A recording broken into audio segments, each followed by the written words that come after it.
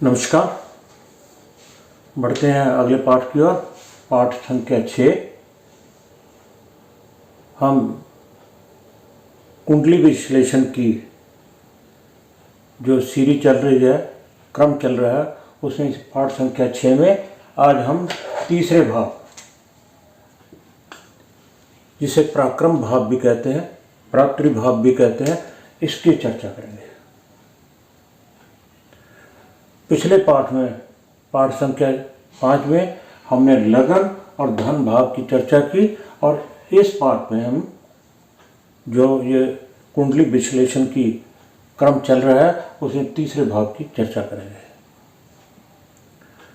सबसे पहले हमने लगन देखना होता है, जिसकी चर्चा हमने पीछे की, उसके स्वास्थ्य की चर्चा की।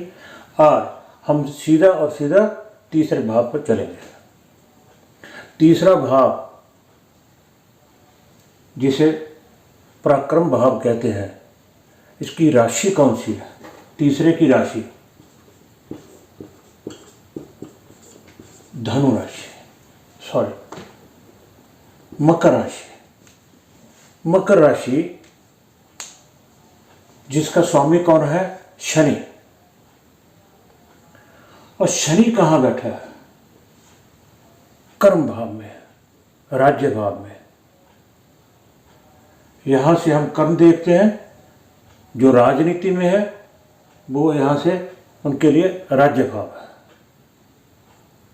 उनका कर्म राज्य करना, राज्य भाव में, पराक्रम का राज्य भाव में जाना, पराक्रम का कर्म भाव में जाना। अच्छा, केंद्र में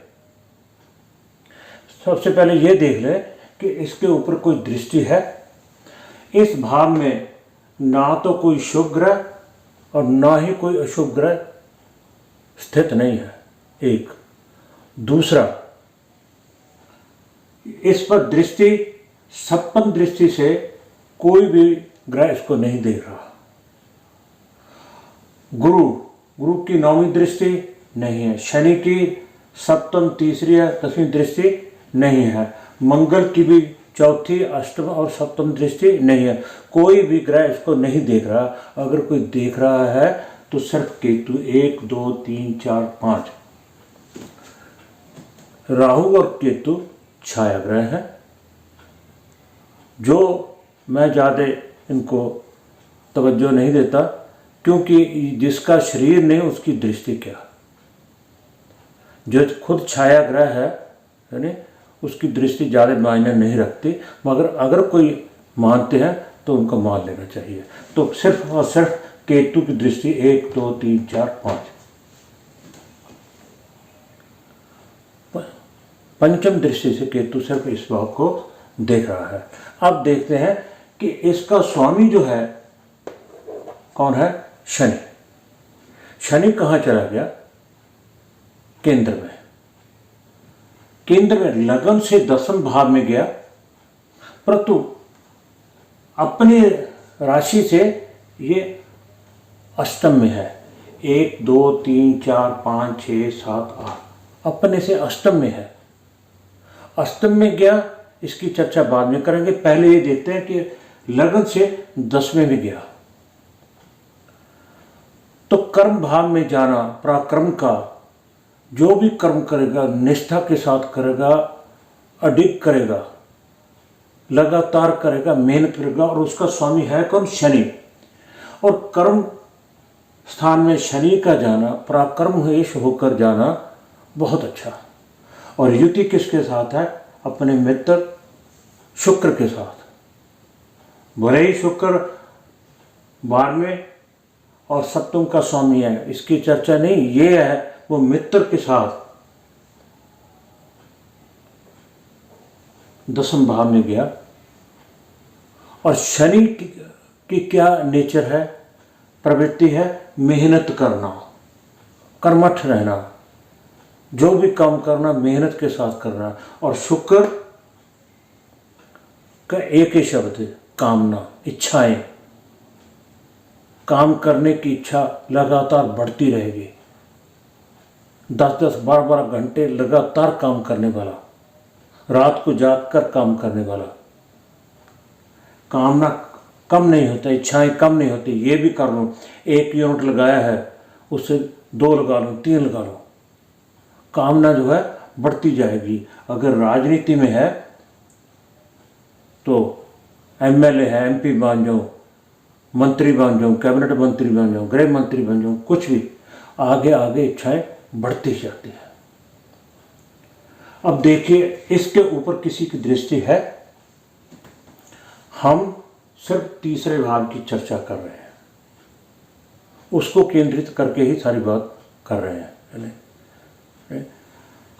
इसका पराक्रम स्थान के स्वामी का कर्म स्थान में जाना, अच्छा इसकी युति किसके साथ, शुक्र के साथ, इसकी दृष्टि किसके ऊपर, गुरु की, शुभ ग्रह की दृष्टि, किसी और ग्रह की दृष्टि है 1 2 3 4 5, मंगल की है नहीं, गुरु की दृष्टि बनती है। शनि खुद आप वहां बैठा है। ये बताता है शनि का स्वभाव है कि अगर ये इंसान जो इस कुंडली के है, क्योंकि स्वस्थ के, धन के और स्थिति बताती है ऊंचे पद पर होगा, तो ये अपने से जो नीचे क्रम के सहकर्मी हैं उनसे कैसे काम लेना है। अगर राजनीति में होगा तो अपने जो नीचे कर्मचारी हैं उनसे कैसे काम लेना है, क्योंकि शनि मेहनत करना जानता है, इसलिए उसको मालूम है कि कैसे उनसे उनके बनेगी। मगर अगर ये सरकारी नौकरी में होगा तो सरकारी कर्मचारी तो परेशान होंगे, क्योंकि ये खुद काम करने वाला है और काम लेने वाला है, मगर काम का जो तरीका होगा इस करने का वो अच्छा होगा, सहयोग देने वाला होगा,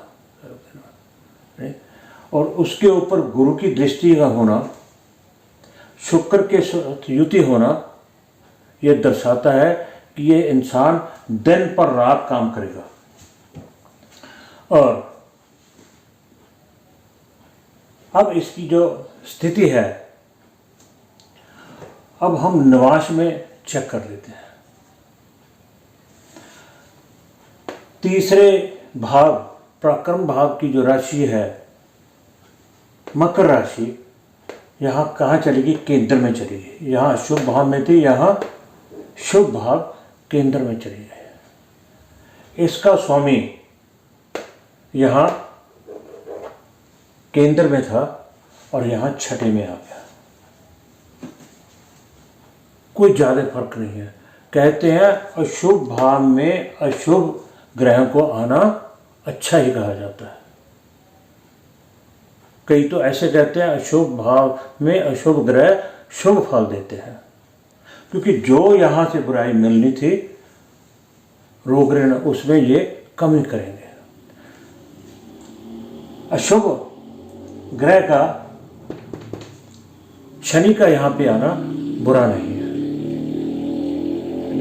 अब यहाँ की राशि देख लेते हैं। तीसरा लग्न पराक्रम की D9 में लगन दोनों के, D9 के और D1 में पिछले पार्ट में हम चर्चा कर चुके हैं, इसलिए नहीं कर रहे हैं। D9 के तीसरे भाव की राशि जो है 6 नंबर की, वो कहाँ की, यहाँ की बढ़ोतरी स्थान की है। यहाँ 11वें में थी, यहाँ तीसरे में है कन्या राशि, कोई अंतर नहीं है। इसका स्वामी यहाँ केंद्र में है, वहाँ उस राशि में ही था, इस केंद्र में है, यहाँ भी प्रोग्रेस की है। तो इसका अर्थ क्या हुआ, ये जो जातक है मेहनत कश होगा, काम करने की इच्छा बहुत होगी, दूसरों से काम लेने के इसको आता होगा, दिन पर रात काम करने वाला होगा। अब बात एक जो है रह गई है, मैंने बताया था कि ये लगन से 10वें में आया कर्म स्थान में, मगर जिसकी चर्चा करते हैं वहाँ से ये अष्टम में आए, षड अष्टक का योग बनता है, एक्सिस बनते हैं षड अष्टक का। तो उससे क्या अंतर है, क्या फर्क है? ये मेहनत करके जो भी काम करेगा, ये शख्स जातक मेहनत करेगा, पूर्ण अपना झोंक देगा, अपना परिश्रम, अपनी बुद्धि, और उसके करने के बावजूद भी इसको जो फल मिलना चाहिए वो मिलने में सक्षम नहीं होगा। 6-8 का योग होने के कारण, अष्टम में जाने के कारण ये ठीक नहीं हुआ। जिस तरह से है लगन से दशम में है बहुत अच्छा, और जो छठे अष्टम में जाना उसको पूर्ण फल ना मिलना, जो भी काम करेगा उसका फल इसको पूर्ण रूप से नहीं मिलेगा, जितनी इसको मान्यता मिलनी चाहिए थी वो नहीं मिलेगी।